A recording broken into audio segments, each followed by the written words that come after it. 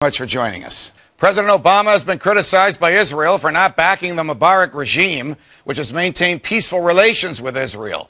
And conservatives who wish to steer clear of foreign intervention have been labeled isolationists by people like Senator John McCain. But I am reminded of what Congressman Ron Paul said when he said, "It is not we non-interventionists who are isolationists. The real isolationists are those who choose to use force overseas to promote democracy rather than seek change through diplomacy, engagement, and by setting a positive example."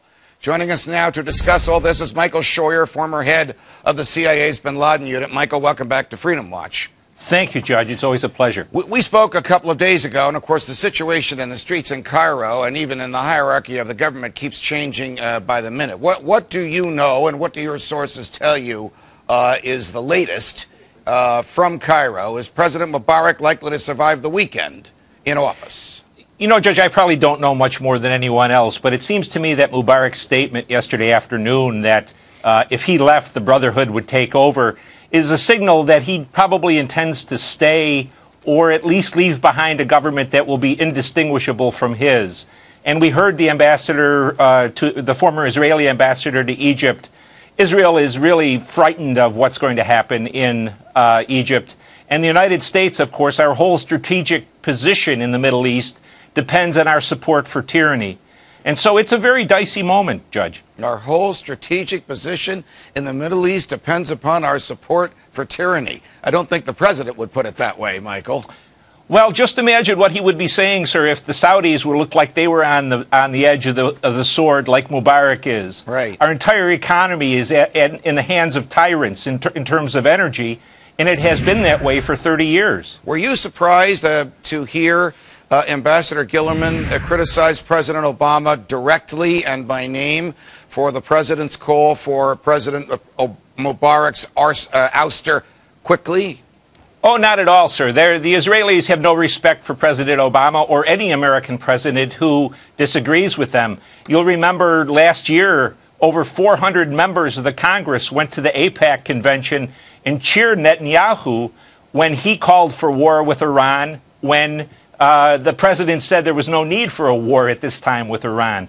So the American political establishment has very much been suborned, if you will, by Israel, and especially by Israel's wealthy U.S. citizen supporters. It's interesting you mention Iran, Michael. Colonel Anthony Schaefer, whom I think you either know or know of, formerly of military intelligence, told us yesterday that he believes that Iran has much to gain by the summary departure of President Mubarak, and Iran may actually be behind the riots in the streets, pictures of which we are observing as you and I speak. What do you think about that? With respect for the Colonel, I find that very hard to believe. The Shia government in Iran is not going to have much traction on the street in Cairo amongst the Sunni population of Egypt, especially with the Muslim Brotherhood. The only Sunni group with which Iran has much influence at all is Hamas, and that's because Hamas can't get aid from anyone else.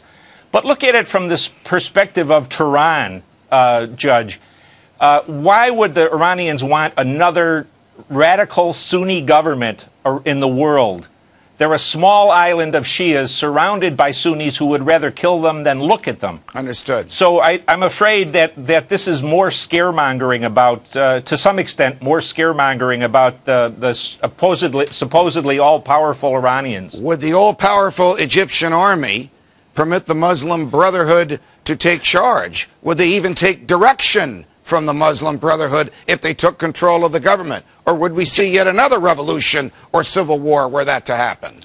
Judge, you know, it's hard to tell. The Israeli ambassador made the point that they were a secular group, and I think for the most part that's true.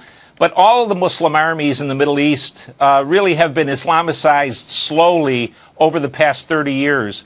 I don't think we should forget that the fellows that killed Sadat were associates of Ayman Zawahiri and came out of the military. Right. So I don't think we should really put all of our cards on the idea that the military would oppose the Muslim Brotherhood entirely.